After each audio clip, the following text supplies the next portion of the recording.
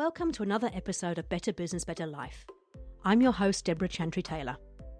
I'm passionate about helping entrepreneurs and their leadership teams get what they want out of business and life. On the show, I invite successful business owners and expert speakers to share their successes. They are open and honest about the highs and lows of business and also life as a business owner. We want to share those learnings with you to inspire you, but also to help you avoid some of the common mistakes. My hope is that you take something from each of these short episodes that you can put into action to help you get what you want, not only out of your business, but also your life. Welcome to another episode of Better Business, Better Life. Today, I am joined by Liam Forde, who is the CEO and founder of The Zone Global.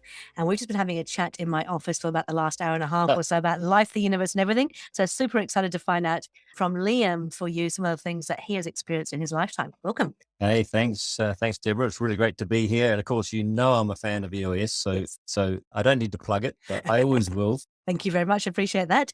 So I like to always ask our guests to give us a little bit of the history about themselves, so their background, where they came from, and a personal and professional best that you had in your life. Yeah, well, I was born in Aotearoa, New Zealand, and I came from a very modest, poor family, in fact, and so if I look at where I am today, I never would have predicted that I would have got to where I am today based on where I was born, how I was born into. I was born into a very violent family. And disruptive. So when I was a kid, I was sort of like a bit of a scaredy pants, like I'd be like behind the mum's skirt, and that takes a lot to get through over life. But she was my rock, because she was the kindest person I know, and the kindest person I know today in my family. I mean, I'd come home and there'd be people sitting around the dinner table I'd never met before.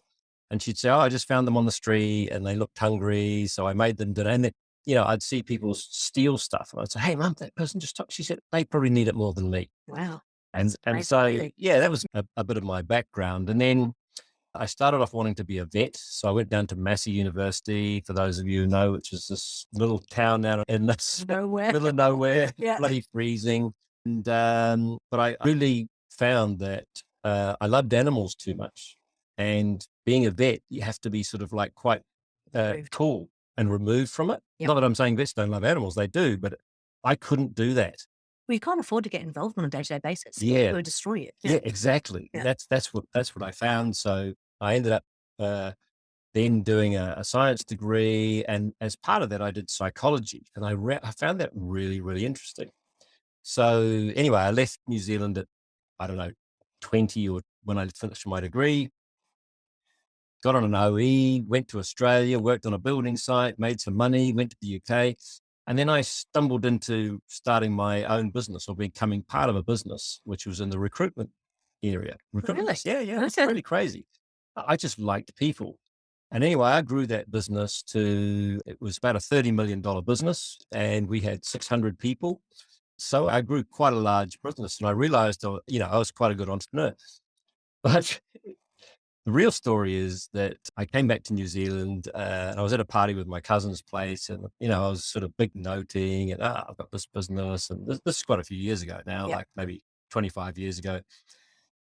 And he called me aside and he said, mate. And I said, "What's that?" He said, "You've turned into an asshole." Yep. And I was like, shit, I have, right? Yep. And I realized that, I'd left New Zealand, this sort of like, entrepreneurial sort of Kiwi kid, and I'd actually let, fame and fortune go to my head. And I turned into an asshole. Really, honestly, I looked at myself in the mirror and I went, wow, this is not who I want to be. And so I decided to change everything. And so I then reinvented myself and started a new business here in New Zealand, which was all about helping people reaching their full potential. And that was the precursor to The Zone, where I'm currently now, and which is about helping organizations become exceptional. So that was my story about getting to becoming the CEO and founder of The Zone. That's been now since 1999. Okay. I've worked in 35 different countries around the world. Wow. With hundreds of different types of companies and thousands of different people. And it's been a real journey of joy, helping people become, exceptional leaders, exceptional teams, and exceptional organizations, rather than being sort of mediocre and just accepting that this is okay. Yeah. And a lot of that's about making them more human. So our sort of ethos is become exceptional by being more human. I love it. So you must have worked with some really interesting companies, in 35 countries around the world, Oh, with yeah. businesses, and it's generally the bigger businesses that you work with, isn't it? Yeah. So we've created a niche with the sort of the larger businesses. So most of our businesses we work with are like 500 to 20,000 people. Yeah. We could work with bigger companies if we want. I've got a team of like now 17 people around the world, and we enjoy that because two reasons: because you're making a bigger impact, Mm-hmm. so you're making an impact on a larger number of people. Yeah. And why I enjoy working with organizations is because they get behind borders. So a lot of the companies we work with are country organizations, they're Yep. global organizations. They might be in 10, 20 different places. So one of my favorite jobs was back in about 2011 when we had, 19,000 people in 14 countries, and we completely changed the culture of the organization Across all those borders. across all those borders and how we did it was, you might say, how the hell did you do that? That's my next question. Yeah. But what we did, we trained 150 of their people. So we have a technology we call the Zone Way, Mm-hmm. which is a way of engaging and upscaling and making organizations and teams and leaders exceptional. And we trained them in that methodology, but we started with a methodology called appreciative inquiry. And for those of you who don't know what appreciative inquiry is, it's based on positive psychology. So if you go into a room and ask people what's wrong, Yep. they love telling you what's wrong with the business, right? They'll say, "Oh, this is wrong, that's wrong, this is terrible." But what this researcher found is that when he was doing research on this, he found that the number of people coming to see him to tell what the business wrong started to decline, and nothing really changed in the business, right? So he thought, I wonder if it's the way I'm asking the questions. So then he asked some neutral questions, and the attendance went up, but still started to taper off. And they thought, I wonder what happens if I asked just positive questions like, when we're at our best, what do you see? Yep. And when you're at your best, what do you see? And what are the things that really enable people to be at their best here? And what he noticed was people went away feeling energized, excited, and more people were queuing up to come and do an interview with him. Yeah. Okay. And what he found is through that process alone, change started to happen because he was changing our natural human lens from looking for what's wrong Mm-hmm. to looking at what's right. Because we're naturally wired to look for the dangers because it's a survival technique, right? Yeah.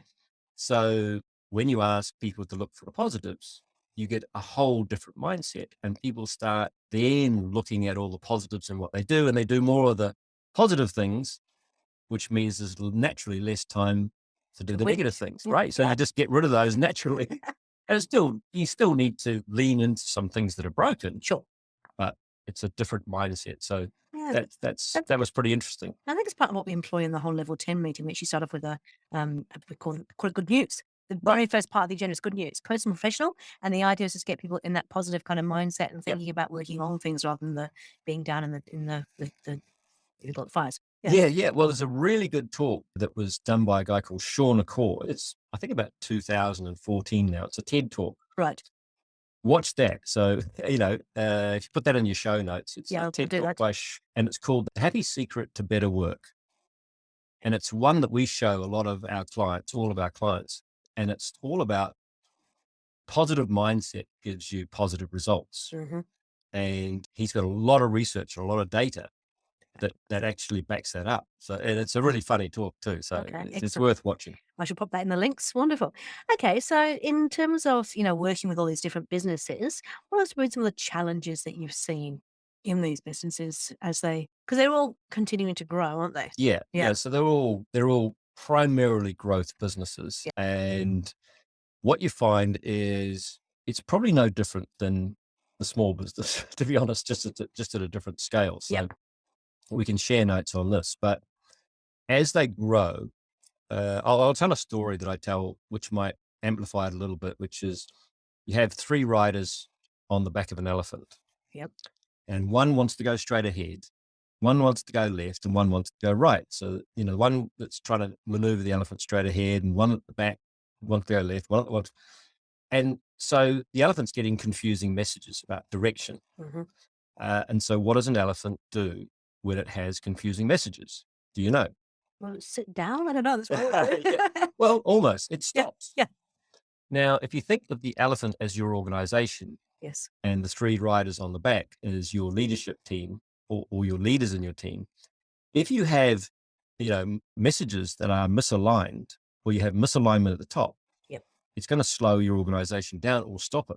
Because what people naturally do, they want to do a good job. Mm-hmm. So if one of the leaders is saying, this is our KPIs, and one of the leaders is saying, this is our KPI, and one of the others is saying, oh no, this is our KPIs.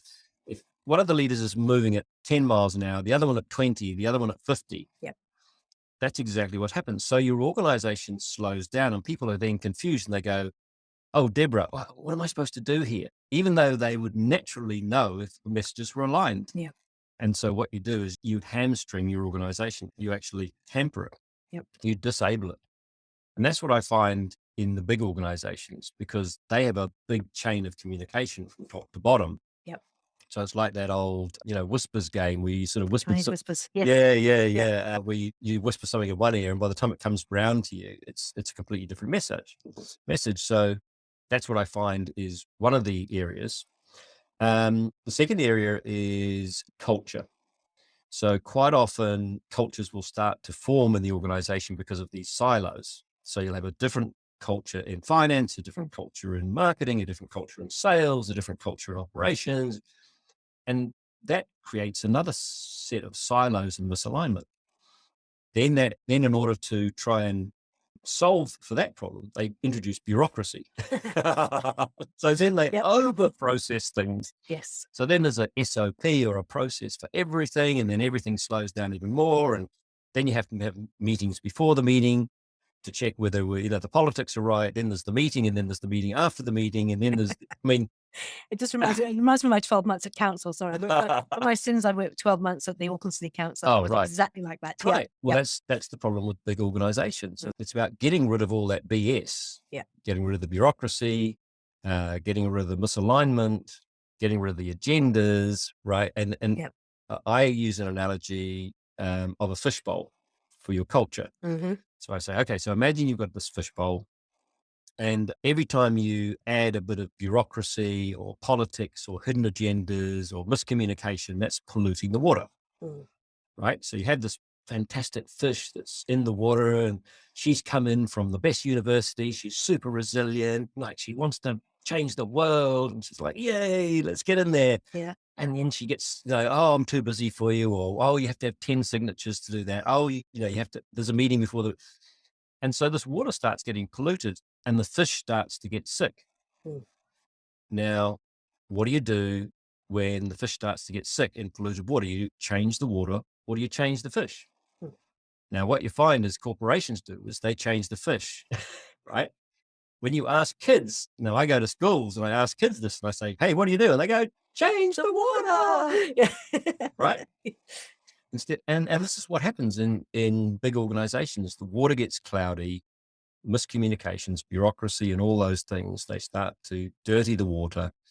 The fish start getting sick of work, sick of all the BS. Mm-hmm. And then they start talking behind the water cooler or the seaweed, right? Yeah. And guess what? Then they become part of the problem. Yep. And then they're actually polluting the water themselves. And when they realize that, they go, wow. And then they leave. And that's what happens when you have this talent and brain drain. And it can happen the same for countries. Yep. Like in New Zealand, they said something like that. Yeah. Like it's crazy. We have such an amazing country here. And, I've traveled a lot, and we have so much good here, so much we could do. So we just need the right direction, and, Kiwis would get behind it. And I think, what do they say? There's always trouble with idle hands. Mm-hmm. So if people are working towards something collectively, then we can do great things. So. Okay. So when you first start with an organization, what is the first thing that you actually do? Probably not rocket science, but the first thing I do is, let's say I'm talking to the CEO, mm-hmm. and I'm talking to the CEO, and I say, okay, tell me what the problems are. and I wait for the CEO to start pointing fingers because this is the perfect moment. Oh, It's the people. it's the people, it's technology or someone in my team. And then I say, okay, great, cool. So I'm just going to stop you there, make an intervention. So who recruited this person? Oh, I did. Okay. Right. Okay. And who's leading this organization? Well, I am. Okay, cool. The first thing is to look in the mirror. Yep. Because if you're playing the blame game, then you can't be taking full responsibility for what you have created. Mm-hmm. Okay. And everyone has, unless you're a brand new CEO and you're coming in and you've not been part of the problem, there's the issue straight away. So first of all, do you take responsibility and accountability for what has been created? Yep. Because if you don't, you're not going to fix it. Mm-hmm. And the second thing then I do is, okay, cool. Now, what was your vision when you came here?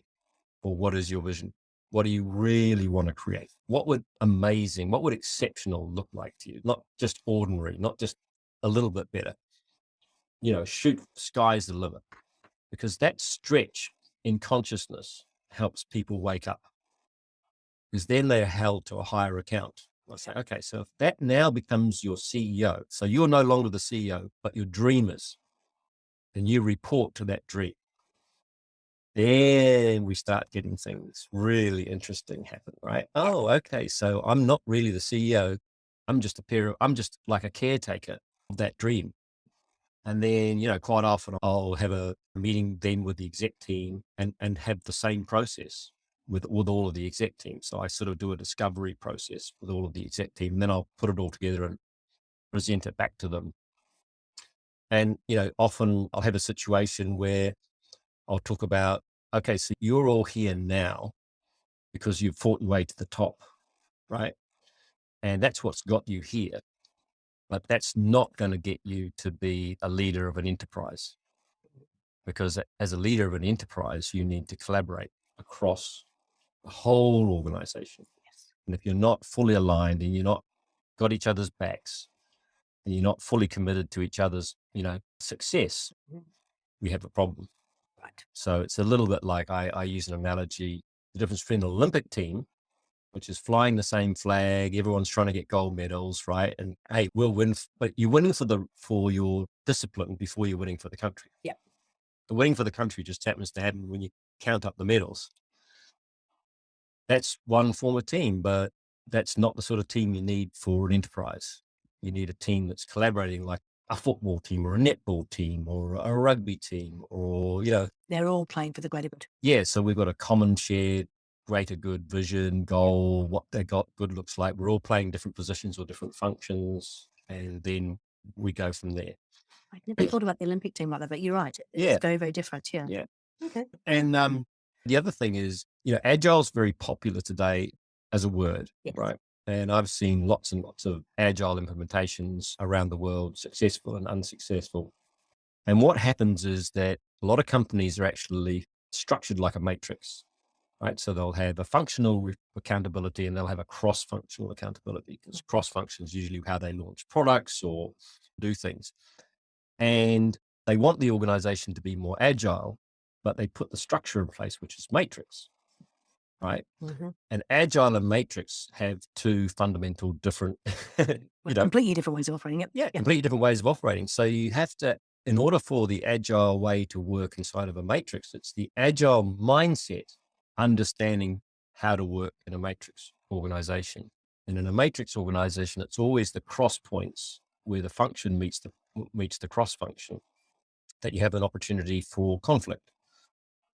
But you also have an opportunity for creativity. So, what I teach people is how at that cross point to work collaboratively and to unlock creativity, or what we call collective intelligence, rather than hit conflict.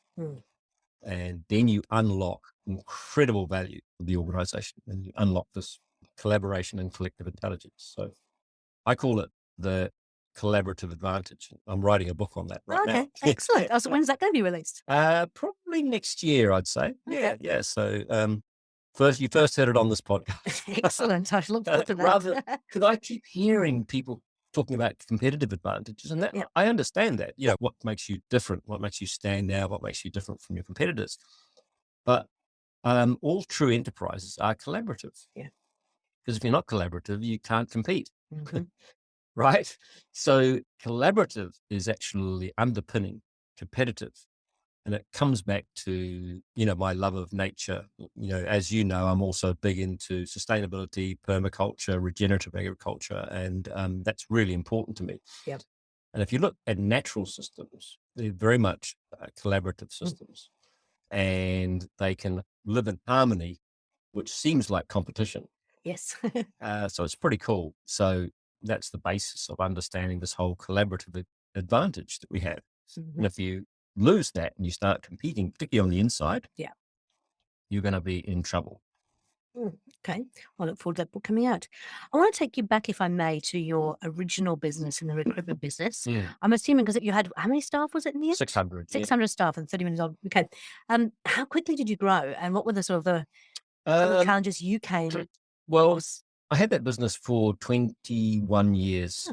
Yeah. Exactly. So we went through three 7-year cycles. Yeah.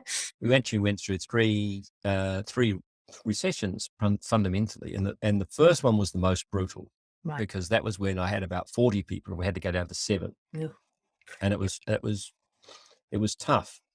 And making those hard calls was probably the hardest thing I've ever had to do, because when you hand select 40 people, They're your family. they're your family, and you know that they have families, and times are tough. And sure, you can go through and say, okay, let's, look at the bottom 10% of performers and the top 10%, and you can do it that way. But when you're in a recession and things are going to change very quickly negatively, if you hold on too long, you're going to run out of cash. Yeah. And that's the truth. And not that money's the purpose of business. It's like the oxygen is to living. So you need it to live. It's not the purpose of your life, but you need, particularly nowadays in today's world, you need cash to live. And that's just the fact of life. So that was the hardest thing I ever did, probably in my whole career. Yeah, I can imagine. How did you handle those conversations with people? With a lot of tears. Yeah. So it was one-on-one with every single person. And of course, once you start, the word gets out and you have to do it real quick. And we knew we were going to have to do this for about 3 months. To be honest, I delayed it longer than I should have. Yep. And we made sure that we did it at the optimal time for people. So, we had a long weekend coming up. And so I just did everyone on a Thursday and a Friday, personal conversation, face to face in those days. Yep. And that meant me traveling to them, because we had people in different places. And so I went round and I did it. And some people were really pissed off, which was hard. And some people took it well, and some people collapsed. And you just think, wow, that was me doing that. I had that ripple effect on people. And that was tough. And that was a hard lesson. And the lesson came from that: grow responsibly and look at the macro trends. So, I was very myopic in those days. I was just looking at my business. How it's going. Yeah. Yep. And I wasn't looking at what was happening in the macro environment. And so I missed what was happening in the macro environment. And I think as a leader, you need to understand your business for sure. Understand your marketplace, but understand also the macro environment about what's going to happen. And you make a call based on that. You're not always going to be right, but it's better to be forearmed.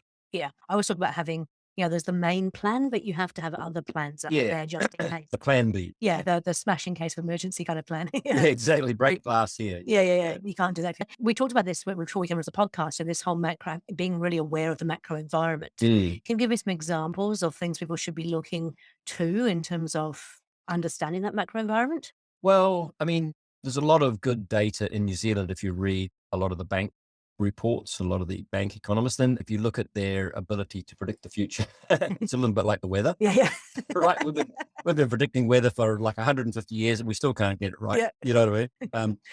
So you have to take it with a grain of salt. But if everybody is predicting, hey, things are going to get tougher. Yeah. And you're not an economist. Mm-hmm. I would then go to an advisor and actually sit down with someone who really knows and say, hey, look, this is where my business is. Yeah. What do you think we should do to hedge for the future? Yeah. I was on a call this morning with one of my clients in Southern California, in Brentwood, which is just north of Santa Monica. Yep. And their business is down 66%. They're in the multifamily housing business, and they do loans for, the 200-300 million worth of property. Yep. And on Tuesday, the new economic data is coming out for the US. And so when that comes out, they'll know whether they need to make cuts or not. And that'll be sort of a quarter ahead in the cycle. So they know if the economic data is good, then we're okay. Yep. We'll probably start recovering. If it's neutral, we're probably okay. If it's negative, then they're pretty sure that the next quarter is going to be brutal. Yeah. And they can drop another 30%. And so they're going to have to make some hard calls. Yeah. Yeah. As I said, it's just about being prepared for that, isn't it? So it's better to not be blindsided, but actually knowing that is a potential opportunity. And it may never happen. Yep. Yeah. Yeah. Well, no one knew about COVID. No one knew about what it was going to do and what the impacts were. But now we know enough so that we can know that there will be an impact. The global financial crisis, New Zealand weathered the storm very well in that. And the government's saying, hey, I think we'll weather this recession very well. And we very much could do. We might. But you've got to have a plan B, as you say, and maybe even a plan C, right? Yeah. And, maybe it's time to look at, I've been struggling with this business for a while, and maybe it's time to retire it, because you've got to also know when to get out, right? Because I know a lot of small business owners love their businesses. It's a baby. It's a baby. Yep. And maybe it's only paying them a wage plus, right? And it's not really a business per se, but they need to go, hey, am I prepared for, more hard times? Have I got the energy? Have I got the motivation? Have I got the capital behind me if things go wrong? Yeah. It's really interesting. Gino, who, wrote the US model and whatnot, he talks about the fact that in every 10 years, we generally have kind of, a couple of good years, 3 or 4 kind of average years. And there's always one year in every 10 that has the potential to completely destroy you. Yeah, yeah. And you've got to be prepared for that. And it's naive to think that it's not going to happen. Yeah. And I think sadly a lot of, probably there's more the small business side, but even the medium-sized ones do get affected by it. It's that they haven't got the plans in place. They haven't got that 6 months worth of cash flow sitting in the bank ready to get them through it, and having the plans to make decisions quickly. Because sometimes you have to, as you said, if you hadn't made those decisions quickly, sure, it affected a lot of people's lives, but it meant you could come back and you could then affect a whole lot more lives going forward. Yeah. Well, a lot of them, probably a third of those 40 people came back. Oh, yay. Yeah. Oh, that's But I mean, that was the good news. But of course, sometimes you lose faith with people, and so it's not good. It is what it is. Yeah. Okay. Right. Okay. So I always ask, I guess, to give 3 kind of top tips. We like to be quite pragmatic on here. So if you think about, our mid-sized kind of business owners, what are the 3 things that you've either learned from working in your own business or working with the amazing business you work with that you would take both from a personal and professional point of view? Well, one of the things that we do is we say that the 3 levers of performance. Yep. And that's strategy, culture, and execution. Mm-hmm. Now, I know EOS is probably one of the best execution platforms out on the planet. So if you haven't got really good execution, then you need to really lean into that. Mm-hmm. If you haven't got a really good culture that supports the strategy, then you need to really lean into that, because you're going to lose talent. And when times are tough, you don't want to lose talent, because talent's usually the first people to go. And then you can make sure you have a right strategy, right? So you've got a vision for who you want to be or what you want to become or what you want the business to do. Make sure you've got the right strategy. You're going to do the right things, because strategy is really just about choices. Yep. You've got all these choices you could choose. Which ones are you going to choose? And maybe you'll choose them right, maybe you'll choose them wrong. And just a nuance within that strategy many years ago, strategy used to be set for like 5 years, 10 years, right? You remember those days, Yeah. the strategy doc, Sadly, yes. and they sort of sat in the bottom drawer, and they came out once a year, and people would say, oh yeah, we're pretty much on track, but no one measured it. Mm-hmm. Well, now you have to be much more agile with the strategy. So what you have to do with strategy nowadays is relook at it every quarter. So every quarter, I would say, and I know this is an US thing too, but it's just common sense. It's good business practice to get your leadership team together. And that doesn't just mean your executive, by the way, No. because they aren't always the implementers. So get your wider leadership team together, get them in a room and say, what are you feeling now? Where are we going? How are we tracking on track? What's the data say? What does the market say? Yeah. Once a quarter. And if you just do that for a day or two, it will transform your business. So that's your strategy element. Yep. Your culture is what supports it. So if your culture's not quite right, then you need to relaunch it, right? And there'll be people in your culture, and that's mindset and behavior culture, right? It's the mindset of the people and the behavior of the people, right? So if your mindset's not right, you're not going to crack it. If the behaviors aren't right, it's not going to crack it. And the behaviors are also not only the things you do, but the things you allow to be done, right? And a lot of people miss this one. Yeah. So if there's someone in the corner and they're performing quite well, but they're a bit of a shark, and they're using other people's resources and goodwill to actually drive their performance, and they're a bit of a silo, it's a hard one because they're performing, but the damage that they're doing long term is what you have to look into. So strategy, culture, and then have very good execution. Very good execution. We have an execution process, which we call moments of truth. So we look out, 90 days and say, okay, what are the moments of truth that we have as an organization? And people might call it milestones, but there's lots of other moments of truth that could be like our long range plan, board presentation, right? So there's moments of truth that are beyond just delivery milestones. There's when we have to show up at our best, when we have to be exceptional. What are those moments of truth for our customers, our people, Team, our teams, for our, investors? What are those moments of truth? And then we really nail those moments of truth. And if you get people focused on, being exceptional at those times, the other things sort of like line up.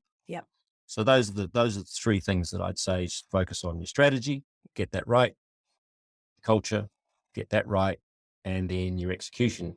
And if you want an execution partner, I'm going to plug EOS. I haven't got to do that, but thank you. I appreciate it. Oh no, absolutely. Well, the reason why I do plug it is because I've seen it in action. So probably I've got about 5 or 6 clients that run EOS at the moment. And they're big clients and they love it. They love it. It's just a process that really, and a structure that really supports their execution. So I'm a big advocate of it. And, I know there's other methodologies out there, but. And we always say, you just need to pick a system and stick with it. So we'd love it to be EOS, of course, but it doesn't matter. No. You've got to just pick one, stick to it, and you'll get the results from it. Yeah. There's lots out there, and I work closely with YPO as well. And, a lot of the YPOs will implement different models, or they'll have their own model or whatever it is. But it's the fact that they implement it like clockwork.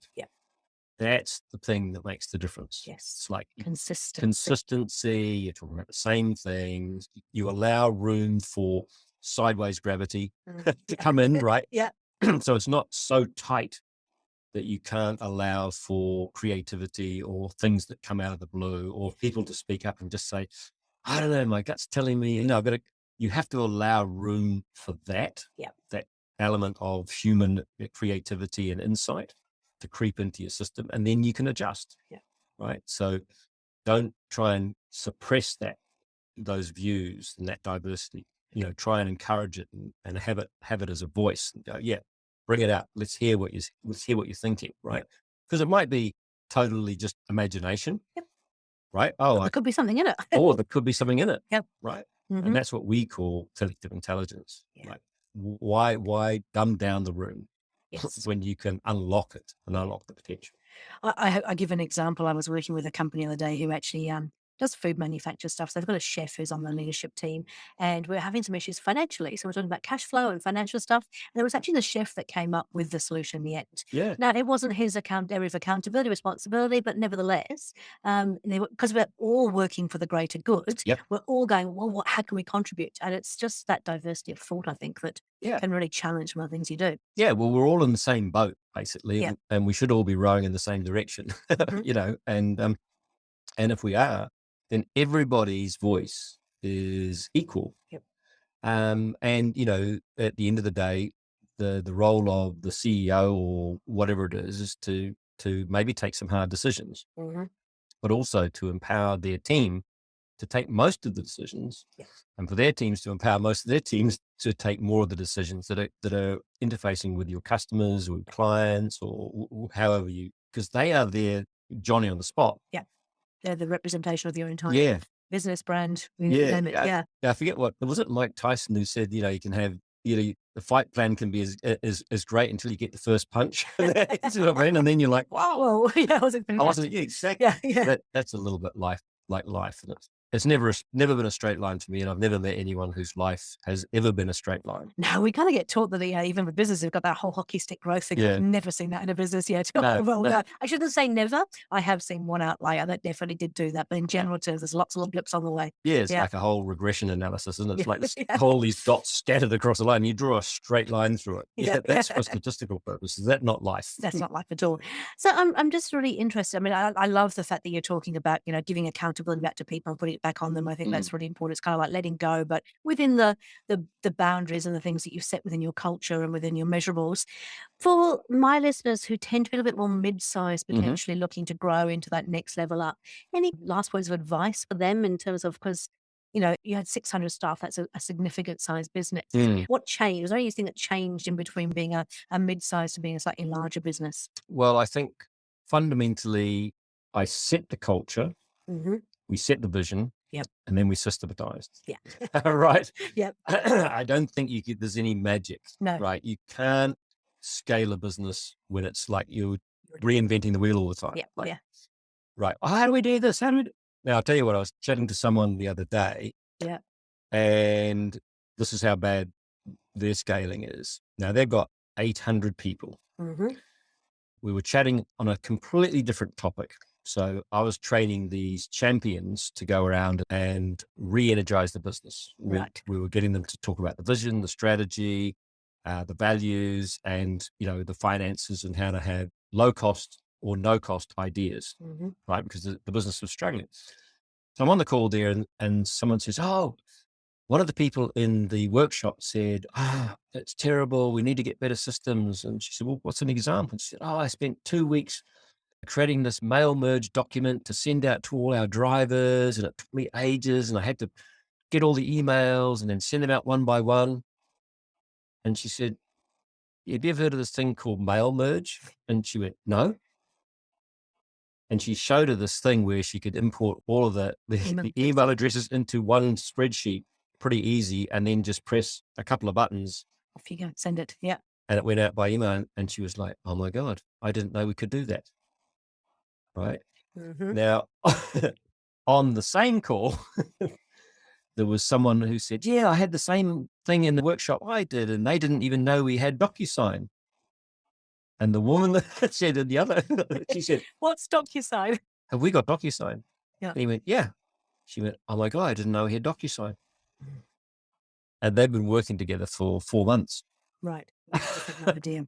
Right. That doesn't know the left-hand side. Yeah. That's an example. If you don't systematize your business and that, you'll never be able to scale it. So that would be my advice to, that small to medium-sized enterprise, to really look at how are we going to scale? How are we going to automate things? How do we do things that still deliver to the customer experience, that still deliver to the people experience, but take away all that friction that's unnecessary?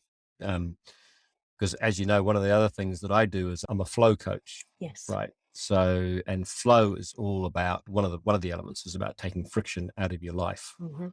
So when you wake up in the morning, if you've got 15 decisions before you can even get out the door, you've just wasted a huge part of your mental capacity, right? You're going to be exhausted getting out the door. You think, oh my God, thank God I got, get into the car. You think, oh my God, I can have a rest on the way to work, right? You're already fried. Yeah. And it's just simple things, isn't it? Like I actually have a uniform. Right. I have a uniform for work, and it's just a handful of dresses, and always the same jewelry, and always it's just consistent. Yeah. Which was in the morning I wake up and I go, right, pick a dress, put on the jewelry. Yeah, you've got off I go. Yeah, 3 or 4 choices at max, and then similar sorts. 3 or 4 choices for breakfast, and just get on with it because what you look like and what you eat for breakfast. Sure, what you eat for breakfast, nutrition is important, but if you're wanting to make a difference in the world, then the time that you've got to make a difference, that's where you want to be in flow. That's where you want to be at your best. That's what you want to be exceptional at. So all the other bits and pieces, take out the friction.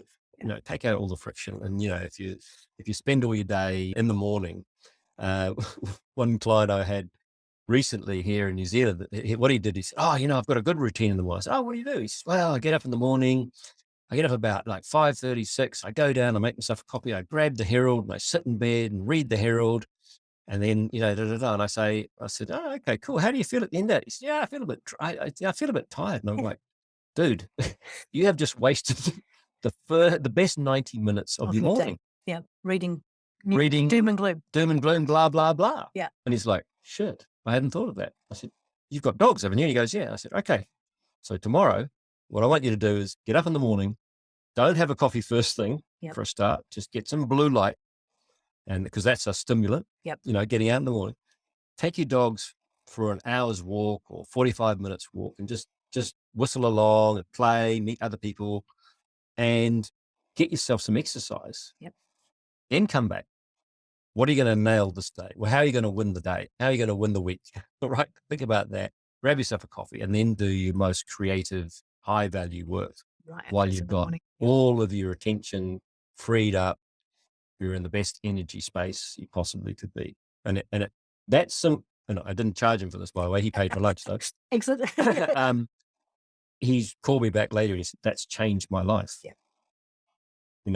So sorry, the Herald, I lost your reader. But I used to be an avid watcher of the news. But the first thing I do when I get home from work in the evening, and even video on my Sky, and then watch it. And I suddenly realized it wasn't doing me any good, and I stopped doing all that. And we now do go for a walk every morning with the dogs. Right. Rain, hail, or shine. We bought ourselves some great wellies, and we go out there, we splash in the puddles. And I tell you what, it is just the best way to start the day. Yeah. And when you don't do it, that's when you actually feel a bit. Bleh. Yeah. And you can talk about the business or ideas. Hey.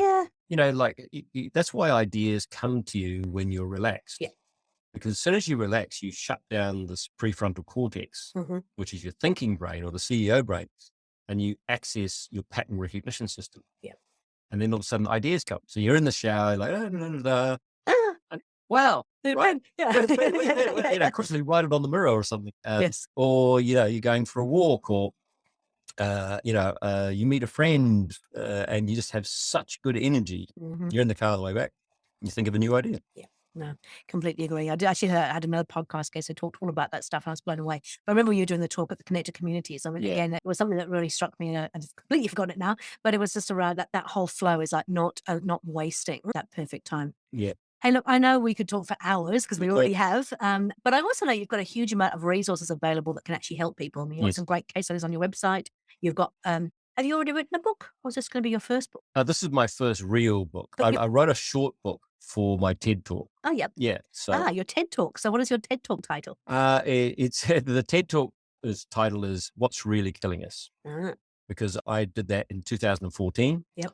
And what I saw was, and through my experiences, how people are suffering at work, and work is not engaging or inspiring for most people. Most people, it's clock in, clock out. And you can see that from the research from Gallup, for example. It was like 60% of people, all they do is clock in and clock out just to get a paycheck. This is global. I can't get my head around that, but I can appreciate it. Yeah. And then there's 15% of people are actually going the extra mile, and there's a whole bunch of other people that actually are undermining the business. Right. And this was global statistics. And you just look at that, and that's what you see inside organizations. They're just operating at mediocre. They can't stand the next meeting. They sort of check out in meetings, and they check out at work. They get the paycheck, but they're not happy. Yeah.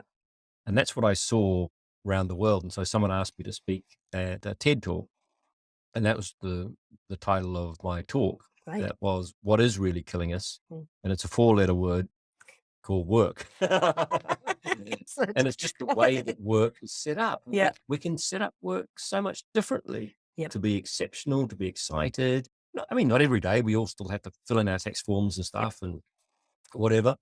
But those are the small things. Mm-hmm. You know, don't let those small things distract us from the bigger game, which is how much impact we can make and how much we can change things, or how much value we can add to clients, and how excited they feel when they're using our product or service. That's great when you see the spark in the eyes and stuff. Like, that's what we're here for. Yeah. So where can that, well, I'll put the TED Talk link in the podcasting as well. Where can people find more information about you? How can they contact you? So I'm on LinkedIn as Liam Forde. Yep. We've also got a Zone Global LinkedIn. Mm-hmm. You can follow us on there, or you can look at the website, which is www.thezone.co. Okay. Yeah, .com was taken by the diet people. Was that? Of course, the Zone. Yeah. When I started the Zone, I was in New Zealand. I didn't think of .com back then. So that was like 20 odd years ago. Okay, so thezone.co, excellent. And LinkedIn for both yourself personally and also for the company as well. Yes, absolutely. Now, I'd give you my email and phone number, but you'd probably swamp me. So, Hey, look, really, really appreciate you coming in. Spending some time with me before this, but also giving you time for the podcast. I have to say, it's great to be back in person again. So, yeah, isn't it? Yeah, the energy is always a little bit different, I think. So, yeah. And you've got such a great setup here for podcasts too. Yeah. You've got a great setup here too. I'll probably steal it from you one day. No worries at all. Hey, look, thank you very much for coming in, for sharing all your wisdom and whatnot. Look forward to talking in soon. Yeah, well, obviously it's been a pleasure, and I'm sure we're going to collaborate together and do some great stuff. Let's make a huge difference. We'd love to do that. Yeah. Thank you. Thanks. Cool. Thank you. Thanks again for joining us on Better Business, Better Life with me, your host, Deborah Chantry-Taylor. If you enjoyed what you heard, then please subscribe to this podcast and let us help you to get what you want out of business and life. Each week we release a new short episode which will give a success story and 3 takeouts to put into action immediately. These will help you take your business from good to great. The podcast is also supported by free resources, templates and useful tools which you can find at deborahchantrytaylor.com. I am a trained entrepreneurial leadership and business coach, a professional EOS implementer and an established business owner myself. I work with established businesses to help them get what they want. Feel free to contact me if you'd like to have a chat about how I might be able to help you, or if you'd like to join me as a guest on this podcast. Thanks again to NZ Audio Editors for producing this podcast. See you on the next episode.